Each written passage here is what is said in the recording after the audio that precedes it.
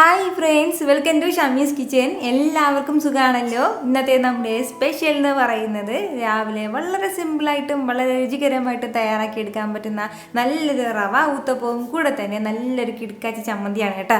അപ്പോൾ ഇതിൻ്റെ ഡീറ്റെയിൽസ് ഒന്നും മിസ്സാകാതിരിക്കാൻ വേണ്ടിയിട്ട് എല്ലാവരും ഒന്ന് സ്കിപ്പ് ചെയ്യാതെ കണ്ടേക്കണം. കൂടെ തന്നെ ഈ വീഡിയോ ഒന്ന് ലൈക്ക് ചെയ്യാനും നമ്മുടെ ഷമീസ് കിച്ചൻ ചാനൽ ഇതുവരെയും സബ്സ്ക്രൈബ് ചെയ്യാത്തവരാണെന്നുണ്ടെങ്കിൽ പ്ലീസ് ഒന്ന് സബ്സ്ക്രൈബ് കൂടി ചെയ്തേക്കണേ. എന്നാൽ ശരി, നമുക്ക് വേഗം തന്നെ റെസിപ്പിയിലേക്ക് പോകാം. അപ്പോൾ ഇതിന് വേണ്ടിയിട്ട് ഞാനിപ്പോൾ ഒരു ബൗളൊന്നും എടുത്ത് വെച്ചിട്ടുണ്ട്. അതിലേക്ക് നമുക്ക് ആദ്യം ചേർത്ത് കൊടുക്കേണ്ടത് റവയാണ്. ഞാനിപ്പോൾ 250 ml കപ്പിൽ 1 കപ്പ് അളവിലാണ് കേട്ടോ റവ എടുത്തിട്ടുള്ളത്.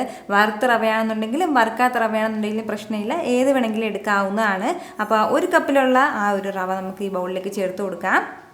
ഈ റവയ്ക്കൊപ്പം പിന്നെ ഇനി നമുക്കിതിലേക്ക് വേണ്ടത് ഇതുപോലെ ഒരു 1/4 കപ്പ് അളവിൽ ദോശമാവാണ്.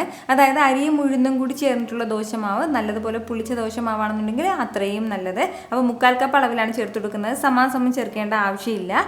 അപ്പോൾ നമ്മുടെ കയ്യിൽ ഇനിയിപ്പോൾ ദോശമാവ് ഇല്ലയെന്നുണ്ടെങ്കിൽ പകരം നമുക്കിതിലേക്ക് 1/2 കപ്പ് അളവിൽ തൈര് ചേർത്ത് കൊടുക്കാവുന്നതാണ്. ദോശമാവ് സ്കിപ്പ് ചെയ്തിട്ട് തൈരും ചേർക്കാം കേട്ടോ. ഇത് രണ്ടും ആയിക്കഴിഞ്ഞാൽ പിന്നെ ഇനി നമുക്കിതിലേക്ക് വേണ്ടത് ചിരകിയ തേങ്ങയാണ്. ഒരു 1/4 കപ്പ് അളവിൽ ചിരകിയ തേങ്ങ നമുക്കിതിലേക്ക് ആവശ്യമായിട്ടുണ്ട്. അപ്പോൾ നമ്മുടെ ആ ഒരു ടേസ്റ്റിനനുസരിച്ചിട്ട് ചിരകിയ തേങ്ങയുടെ അളവ് കൂട്ടുകയും കുറയ്ക്കുകയൊക്കെ ചെയ്യാവുന്നതാണ്. കൂടെ തന്നെ പിന്നെ ഇനി വേണ്ടത് ഇതുപോലെ ഒരു 1/2 ടീസ്പൂൺ അളവിൽ ചെറിയ ജീരകം കൂടിയാണ്. അപ്പോൾ അതും കൂടി ചേർക്കാം. കൂടെ തന്നെ ഇതിലേക്ക് ചെറുതായിട്ട് അരിഞ്ഞെടുത്ത കുറച്ച് കറിവേപ്പിലയും കൂടി ചേർത്ത് കൊടുക്കാം. ഇനി നമുക്കിതിലേക്ക് വേണ്ടത് ഇതുപോലെ ഒരു 1/4 ടീസ്പൂൺ അളവിൽ സോഡാപ്പൊടിയും കൂടിയാണ്. നമ്മളിപ്പോൾ ഇൻസ്റ്റൻ്റായിട്ട് ചുട്ടെടുക്കുന്നതിൻ്റെ പേരിൽ ഒരല്പം സോഡാപ്പൊടി കൂടി നമുക്ക് ആവശ്യമായിട്ടുണ്ട്. നമ്മൾ സാധാരണ അപ്പത്തിലേക്ക് ചേർക്കില്ല, അതുപോലെ തന്നെ ഒരല്പം. ഇനി നമ്മുടെ ഈ മാവിന് ഇത്രയും ആവശ്യമായിട്ടുള്ള ഉപ്പും കൂടി ഒന്ന് ചേർത്ത് കൊടുക്കാം. ഇനി നമ്മുടെ ഈ മാവിന് ഇത്രയും ആവശ്യമായിട്ടുള്ള വെള്ളം കൂടി ചേർത്ത് കൊടുക്കാം. ഞാനിപ്പോൾ 1 കപ്പ് അളവിലാണ് കേട്ടോ ഇതിലേക്ക് വെള്ളം ചേർത്ത് കൊടുക്കുന്നത്. വെള്ളം ചേർത്ത് കൊടുത്തതിന് ശേഷം നല്ല രീതിയിൽ തന്നെ ഇതെല്ലാം ഒന്ന് മിക്സ് ചെയ്തെടുക്കാം. നന്നായിട്ടൊന്ന് കുഴച്ച് മിക്സ് ചെയ്തെടുത്തതിന് ശേഷം ഒരു 15 മുതൽ 20 മിനിറ്റ് വരെ നമുക്കൊന്ന് റെസ്റ്റ് ചെയ്യാൻ വേണ്ടി വെക്കണം. അത്രയും സമയം കൊണ്ട് നമ്മുടെ ഈ റവ എല്ലാം നന്നായിട്ട് തന്നെ ഒന്ന് കുതിർന്ന് കിട്ടും. 1 കപ്പ് അളവിൽ നമ്മൾ വെള്ളം ചേർത്ത് കൊടുക്കുമ്പോഴത്തേക്കും ഈ ഒരു അളവിലായിരിക്കും നമുക്ക് ഇത്രയും കട്ടിക്കരിയും കിട്ടുന്നത്. അപ്പോൾ ഇതിങ്ങനെ തന്നെ നമുക്കൊന്ന് റെസ്റ്റ് ചെയ്യാൻ വേണ്ടിയിട്ട് വെക്കാം. അപ്പോൾ ഈ ഒരു സമയം കൊണ്ട് തന്നെ നല്ലതുപോലെ ഒന്ന് സോഫ്റ്റ് ആയി കിട്ടും കേട്ടോ. അതിനുശേഷം പിന്നീട് നമുക്ക് ബാക്കി വെള്ളം ചേർക്കാവുന്നതാണ്. മാവെല്ലാം ഒന്ന് കുതിർന്ന് കിട്ടുന്ന ഈ ഒരു സമയം കൊണ്ട് നമുക്ക് ചെറിയൊരു ചമ്മന്തി കൂടി ഒന്ന് പെട്ടെന്ന് തയ്യാറാക്കിയെടുക്കാം. അപ്പോൾ ഒരു മിക്സിയുടെ ചെറിയ ജാറിലേക്ക് നമുക്ക് ആദ്യം വേണ്ടത് 1 കപ്പ് അളവിൽ ചിരകിയ തേങ്ങയാണ്. അപ്പോൾ അത് ചേർത്ത് കൊടുക്കാം. തേങ്ങയ്ക്കൊപ്പം പിന്നെ ഇനി നമുക്കിതിലേക്ക് വേണ്ടത് പച്ചമുളകാണ്. നമ്മുടെ എരിവിനനുസരിച്ചിട്ടുള്ള പച്ചമുളക് ഇതിലേക്ക് ചേർത്ത് കൊടുക്കാവുന്നതാണ്. കൂടെ തന്നെ പിന്നെ ഇനി നമുക്കിതിലേക്ക് വേണ്ടത് ചെറിയ ഉള്ളിയാണ് കേട്ടോ. അതായത് ഇതുപോലെ ഒരു 4-5 ചെറിയ ഉള്ളി നമുക്ക് ആവശ്യമായിട്ടുണ്ട്. ആ ചെറിയ ഉള്ളി കൂടി ചേർക്കാം. അതുപോലെ തന്നെ ചെറിയൊരു പീസ് അളവിൽ ഇഞ്ചി ഞാനിപ്പോൾ എടുത്തിട്ടുണ്ട്. അത് ചെറുതായിട്ട് ഇതുപോലെ ഒന്ന് അരിഞ്ഞെടുക്കുകയാണെന്നുണ്ടെങ്കിൽ ഇതിങ്ങനെ ക്രഷ് ചെയ്തെടുക്കുന്ന സമയത്ത് എല്ലാം നന്നായിട്ടൊന്ന് പൊടിഞ്ഞ് കിട്ടിക്കോളും. അതിൻ്റെ പേരിലാണ്. വലിയ പീസാക്കിയിട്ട് ഇടാൻ വേണ്ടി നിൽക്കരുത്. കൂടെ തന്നെ ഒരു 1/4 ടീസ്പൂൺ അളവിൽ ചെറിയ ജീരകം കൂടി നമുക്ക് ആവശ്യമായിട്ടുണ്ട്. ജീരകത്തിൻ്റെ അളവ് ഒരുപാട് കൂടിപ്പോകരുത്. ഒരു നുള്ളിങ്ങനെ ഇതുപോലെ ചേർത്ത് കൊടുത്താൽ മതിയാവും. ഇനി നമ്മുടെ ഈ ചമ്മന്തിക്ക് ഇത്രയും ആവശ്യമായിട്ടുള്ള ഉപ്പും കൂടി ഒന്ന് ചേർത്ത് കൊടുത്തിട്ട് നന്നായിട്ട് ഒന്ന് ക്രഷ് ചെയ്തെടുത്തിട്ട് വരാം. അതായത് ലൈറ്റായിട്ട് മാത്രം ഇങ്ങനെ പൾസ് ചെയ്തെടുക്കില്ലേ, അതുപോലെ ഒന്ന് ചെറുതായിട്ടൊന്ന് പൊടിച്ചെടുക്കാം. ഒരുപാട് വെള്ളം ഒന്നും ചേർക്കരുത്. വെള്ളം ചേർക്കാതെ വേണം അരച്ചെടുക്കാനായിട്ട്. ഒരുപാട് തരിതരിയായിട്ടായി പോകാൻ പാടില്ല.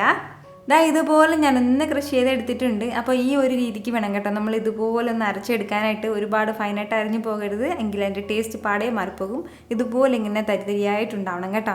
ഇനി നമുക്ക് വേണ്ടത് ഒരു കടായി ഒന്ന് അടുപ്പത്തേക്ക് വെച്ചിട്ട് അതൊന്ന് ചൂടായി വരുമ്പോഴത്തേക്കും അതിലേക്ക് നമുക്ക് ഒരു 2 ടീസ്പൂൺ അളവിൽ എണ്ണ ചേർത്ത് കൊടുക്കാം. എണ്ണ ഒന്ന് ചൂടായി തുടങ്ങുന്ന സമയം ഒരു 1/2 ടീസ്പൂൺ അളവിൽ കടുക് ചേർക്കുകയാണ്. കടുകിനോടൊപ്പം തന്നെ ഇതുപോലെ ഒരു 3 ചെറിയ ഉള്ളി ചെറുതായിട്ടൊന്ന് അരിഞ്ഞെടുത്തിട്ടുണ്ട്. അതും കൂടി ഇത് ഇത്രയും ചേർത്തിട്ട് ലൈറ്റായിട്ടൊന്ന് വഴറ്റി കൊടുക്കാം. ലൈറ്റായിട്ട് ഇതുപോലെ ഒന്ന് വഴണ്ട് ഇറങ്ങുന്ന സമയമാകുമ്പോഴത്തേക്കും പിന്നെ ഇനി നമുക്കിതിലേക്ക് വേണ്ടതാണ് ഒരു 3-4 വറ്റൽ മുളകും കൂടി. ഇതിനോടൊപ്പം തന്നെ കുറച്ച് കറിവേപ്പിലയും കൂടി ചേർത്ത് കൊടുക്കാം. മുളകെല്ലാം ഇതുപോലെ ഒന്ന് മൊരിഞ്ഞു തുടങ്ങുന്ന സമയമാകുമ്പോഴത്തേക്കും പിന്നെ വേണ്ടതാണ് ഇതുപോലെ ഒരു 1/4 ടീസ്പൂൺ അളവിൽ മഞ്ഞൾപ്പൊടിയും കൂടി. അപ്പോൾ ആ മഞ്ഞൾപ്പൊടിയും ചേർത്ത് കൊടുത്തിട്ട് വീണ്ടും നന്നായിട്ടൊന്ന് വഴറ്റി കൊടുക്കാം. അപ്പോൾ ഇപ്പോൾ ഈ ഒരു സമയം കൊണ്ട് തന്നെ നമ്മുടെ ചെറിയ ഉള്ളിയൊക്കെ നല്ലതുപോലെ ഒന്ന് മൊരിഞ്ഞു തുടങ്ങിയിട്ടുണ്ട്. അപ്പോൾ ഇത് ഇത്രയും തന്നെ മതിയാവും. ഒരുപാട് സമയമായിട്ട് അത് മുരിക്കേണ്ട ആവശ്യമില്ല. ഇത്രയും ആയിക്കഴിഞ്ഞാൽ ഇനി നമുക്കിതിലേക്ക് അരച്ച് മാറ്റി വെച്ചിരിക്കുന്ന നമ്മുടെ ചമ്മന്തി കൂടി ചേർക്കാം. അപ്പോൾ ചമ്മന്തിയും ചേർത്ത് കൊടുത്തിട്ട് നന്നായിട്ട് വീണ്ടും ഒന്ന് മിക്സ് ചെയ്ത് കൊടുക്കുകയാണ്. ഈ ഒരു സമയം നമുക്ക് ഫ്ലെയിം ഒന്ന് മീഡിയത്തിൽ വെച്ചിരിക്കാം കേട്ടോ. ഒരുപാട് ഫ്ലെയിം കുറച്ച് വെക്കേണ്ട ആവശ്യമില്ല.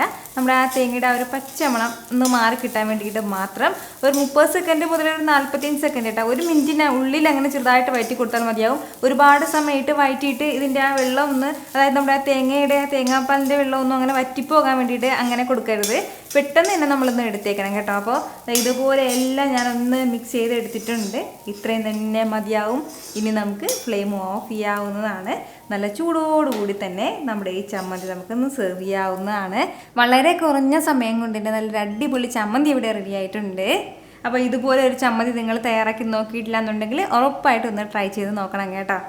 ഇതിപ്പോൾ ഒരു 15 മിനിറ്റോളം ആയിട്ടുണ്ട്. അത്രയും സമയം കൊണ്ട് തന്നെ നന്നായിട്ട് ഇതെല്ലാം ഒന്ന് സോഫ്റ്റായിട്ട് വന്നിട്ടുണ്ട്. കണ്ടോ, ഇതുപോലെ ഒന്നിങ്ങനെ പുളിച്ചു തുടങ്ങും കേട്ടോ. പെട്ടെന്ന് ഇതുപോലെ ഇങ്ങനെ ആയി കിട്ടും. നമ്മുടെ റവയെല്ലാം നന്നായിട്ട് ഇതൊന്ന് സോഫ്റ്റ് ആയിട്ടുണ്ട് കേട്ടോ. അപ്പോൾ ഇനി നമുക്കിത് ഒരുപാട് സമയം വെക്കേണ്ട ആവശ്യമില്ല. ഞാനിപ്പോൾ ഇതിലേക്ക് വീണ്ടും ഒരു 1/4 കപ്പ് അളവിൽ വെള്ളം കൂടി ചേർക്കുകയാണ്. ആവശ്യത്തിനുള്ള വെള്ളവും ചേർത്ത് കൊടുത്തിട്ട് ഇതുപോലെ ഒന്ന് മിക്സ് ചെയ്ത് എടുത്തിട്ടുണ്ട് കേട്ടോ. അപ്പോൾ ഈ ഒരു കട്ടിക്ക് വേണം നമുക്കിത് കിട്ടേണ്ടത്. ഒരുപാട് ലൂസായി പോകരുത്, അതുപോലെ തന്നെ ഒരുപാട് കട്ടിയും വേണ്ട. എന്നിരുന്നാലും ഈ ഒരു അളവിലുള്ള കട്ടി നമുക്ക് ആവശ്യമായിട്ടുണ്ട്. ഇതുപോലെ ഈ ഒരു രീതിക്ക് ഇത്രയും ഇങ്ങനെ ആയിക്കഴിഞ്ഞാൽ പിന്നീട് നമുക്കിത് ഉടൻ തന്നെ ഒന്ന് ചുട്ടെടുക്കാവുന്നതാണ്. പിന്നീട് നമുക്ക് ഒരുപാട് സമയമൊന്നും വെച്ചിരിക്കേണ്ട ആവശ്യമില്ല. എന്നാൽ ശരി, നമുക്ക് പെട്ടെന്ന് തന്നെ നമ്മുടെ ഊത്തപ്പം തയ്യാറാക്കി തുടങ്ങാം. നമ്മുടെ ഊത്തപ്പം തയ്യാറാക്കാനായിട്ട് ഞാനിപ്പോൾ ഒരു നോൺ സ്റ്റിക്കിൻ്റെ ഒരു ദോശ തവ ഒന്ന് എടുത്ത് വെച്ചിട്ടുണ്ട്. നമ്മളെ വീട്ടിൽ സാധാരണ ദോശ ചൂടുന്നില്ല, ആ ഒരു തവ തന്നെ മതിയാവും. ഇരുമ്പ് തവ തന്നെ ധാരാളം മതിയാവും. അപ്പോൾ ഇതൊന്ന് ചൂടായതിന് ശേഷം ഇതിലേക്ക് നമുക്കിനി മാവ് ചേർത്ത് കൊടുക്കാം. നമ്മൾ ഇച്ചിരി കട്ടിക്ക് വേണം കേട്ടോ ഇതിൻ്റെ മാവ് ചേർക്കാനായിട്ട്. ഞാനിപ്പോൾ ഒരു 1.5 തവിയാണ് ഇതിലേക്ക് മാവ് ചേർത്ത് കൊടുക്കുന്നത്. ഇതുപോലെ പഴുത്തിയെടുത്ത് കഴിഞ്ഞാൽ പിന്നെ ഇതിന് മുകളിലേക്ക് ഒരല്പം ചെറുതായിട്ട് അരിഞ്ഞെടുത്ത സവാള ചേർത്ത് കൊടുക്കാം. അതുപോലെ തന്നെ കുറച്ച് ഗ്രേറ്റ് ചെയ്ത് എടുത്ത ക്യാരറ്റ് കൂടി ചേർക്കുകയാണ്. കൂടെ തന്നെ കുറച്ച് ക്യാപ്സിക്കം കൂടി. ഇനി ഇതിലേക്ക് ഒരല്പം മല്ലിയിലയും കൂടി ഒന്ന് സ്പ്രെഡ് ചെയ്ത് കൊടുക്കുകയാണ്. ഇത്രയും ആയിക്കഴിഞ്ഞാൽ ഇതിന് ചുറ്റിലായിട്ട് ഒരല്പം നെയ്യും കൂടി ഒന്ന് ചുറ്റിച്ച് കൊടുക്കാം. നെയ്യല്ല എന്നുണ്ടെങ്കിൽ സാധാരണ എണ്ണയാണെങ്കിലും കുഴപ്പമൊന്നുമില്ല, നെയ്യാണെന്നുണ്ടെങ്കിൽ അത്രയും നല്ലത് കേട്ടോ. അപ്പോൾ ഇതുപോലെ ഒന്ന് ചുറ്റിച്ച് കൊടുത്തതിന് ശേഷം പിന്നീട് നമുക്കൊന്ന് അടച്ച് വെച്ചിട്ട് വേണം ഇതൊന്ന് വേവിച്ചെടുക്കാനായിട്ട്.